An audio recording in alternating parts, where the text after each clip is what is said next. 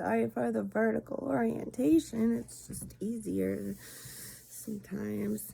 So I really want to talk about the sound inside my head. It's April 22nd. It's Earth Day. It's my mom's birthday. It's 2021. I don't know how long I've had this sound in my head. I think I've been trying to ignore it. Really trying to ignore it for a long time, and I think I dissociate a lot, and I think that has to do with pain and medical issues and lack of sleep and just feeling out of body because of I just really feel disconnected from my body, and it's because of how it feels. It really doesn't feel right. I don't know how else to say it, but so there's a low rumbling inside my skull, and it's not really a true tinnitus, although I also have tinnitus, which is ringing in the ears. I really want to talk about this sound because it's troubling me right now, because I don't actually remember when it began. I'm gonna sit up right now because when I sit up, it's louder. It's on one side, it's on this side, it's on my right side, and it's like I don't know how to mimic it. It's like a low rumble, and sometimes it's like a pumping and like a swooshing, and I can't. It's just that I'm so used to it that I tune it out, and I'm not even sure how long it's been happening, and it's on one side. And it's 100% always worse if I'm sitting up. And I want to make a note of this because I've been researching vascular stenosis, which is narrowing of the veins, and it can happen in the jugular veins and the neck, and it can happen often with people who have EDS and craniocervical instability issues, which I had corrected, except, the way EDS is, the instability is everywhere, right? So my attention's been drawn to this sound in my head.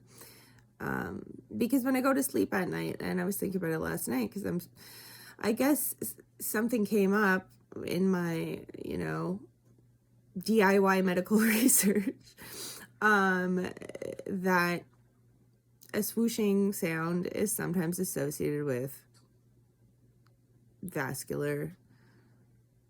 your veins in your neck struggling to pump the blood, and maybe I'm not saying this right, but chronic craniocervical vascular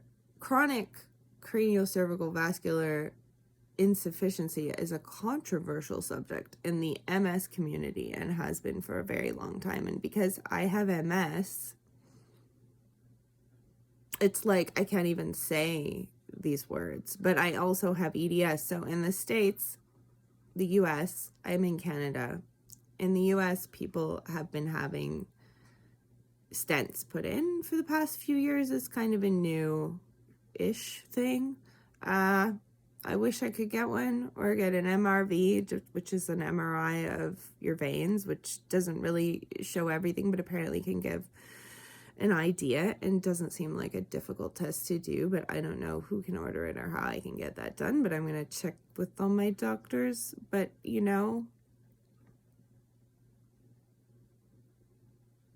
naturopath might be the only one who doesn't think I'm crazy. I mean, my general practitioner shouldn't think I'm crazy, because she said, and I'm sorry for using the crazy word, the C word, it's kind of a bad word. Hi, Jasper. I'm gonna have to stop this soon, because I just don't have the strength to hold the phone. And I don't know where to prop it up today. It's just look at Jasper. He's gonna get cozy. So, there are just a lot of things I want to look into medically, and I'll ask my GP, my ND, my GP, what I was getting at there is my GP sent me to a psychiatrist a few years ago who wrote me a nice long report saying this person doesn't need a psychiatrist, just needs more support medically, essentially, which was great. Not to say I wouldn't benefit from mental health help at this point, just from all the medical trauma. But I did have a therapist for 6 years, and we kind of grew apart. So I like don't have the energy to talk to a therapist anymore. Sometimes I need to rant a little bit, which is maybe what this is, but also I just want to keep a record. So I have a few of these videos on my phone, and some of them I upload and some I don't. So I don't know what I'll do with this one, but this is just so there's a sound in my head and I hear it all the time, and I hear it right now, and it's only on this side, and it is a low rumbling and swooshing, and I just want to make a note of it. That's all this is. Look how dirty my glasses are. Anyway, I gotta get on top of cleaning. I haven't been feeling well.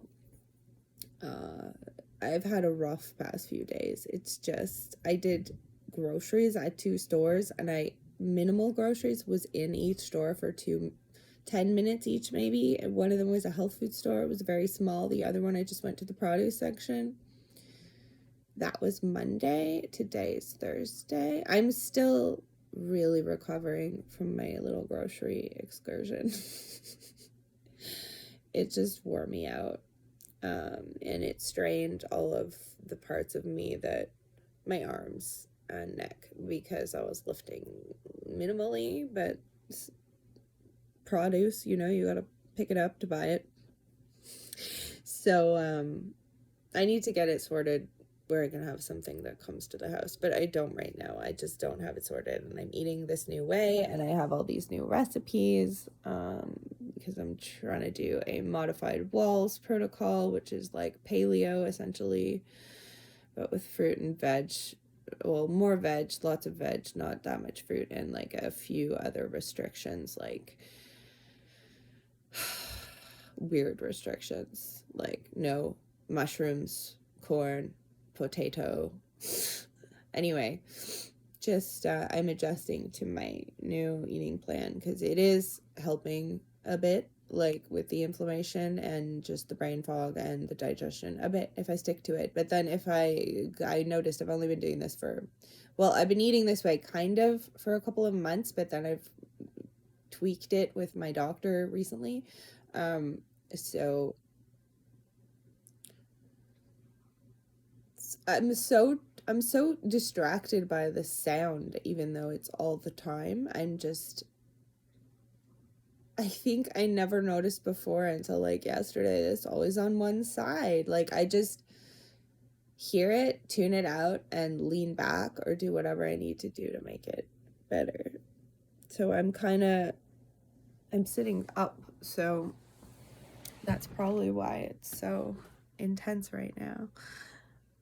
Thanks for listening. I just want to make a note of this stuff because I'm just feeling overwhelmed, and I'm feeling like my medical situation is like too much sometimes. And I think I need to be grateful, honestly, because it could be so much worse. But I want to be able to do things with my arms. I want to be able to play guitar again so badly. I want to be able to just not have so much pain all the time in my neck and shoulders. And I get it in other places, but I can do Pilates and stuff to combat it. And I can do nothing about whatever's going on with my upper body, because it's like I do stuff with my arms, then it's like my arms are falling out of socket, and then all day, all week, if I've done too much with my arms one day, it's like all week my arms won't stay in socket. They just keep coming out, and everything is so tense. So my muscles are all really, really, really tense these last few days, and I think it's from just driving a little and doing some errands on Monday. And I want to crack my neck all the time, and I shouldn't. because it's just probably making it worse. But when the tension builds, sometimes that's what you want to do. But yeah, my neck is fused from my skull to my second vertebrae, like second cervical vertebrae, called your C2, which is a common enough procedure for people with EDS and cranial cervical instability and Chiari. Although when you fuse a joint, there's always a trade-off, and all the other joints have to take the brunt of what that joint can no longer do because it's fused. So that's something to keep in mind if you're ever going to get a spinal fusion. Not saying I didn't need it. I don't think I'd be here if I didn't get it. But it is experimental, and we're all still guinea pigs. And if there's anything I do regret, it's taking drugs for MS, because I don't think I have the type of MS that's going to respond to any of that immunomodulating type therapies. It made my hair fall out. It left big gouges in my legs. It gave me diarrhea every day. It made my POTS worse. I couldn't, like, my POTS is the medication.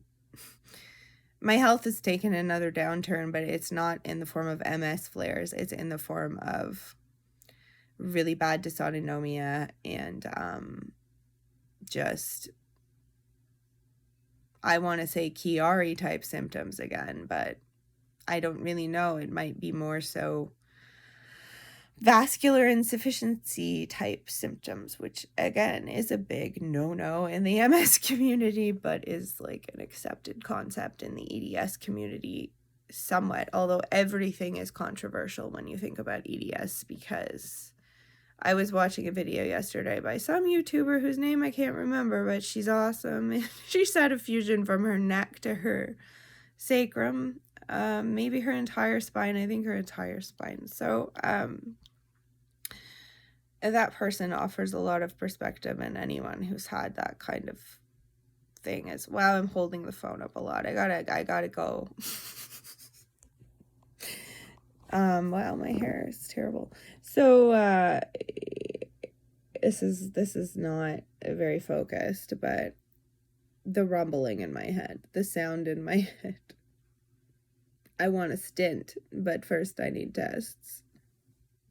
And maybe prolotherapy would help or something, because maybe if I can get my ligaments like strengthened in my neck, maybe the veins. But it would make sense to have vascular narrowing with EDS. I also have a blood clotting disorder, and no one in Canada understands it, but it's a real thing. My platelets are not shaped right. It's called 5G polymorphism. It's associated with risk of certain things in people who've had strokes and such. It's just, it makes your blood extra clotty, and when I get a bad injury, my blood comes out in globs. It's gross. Sorry. But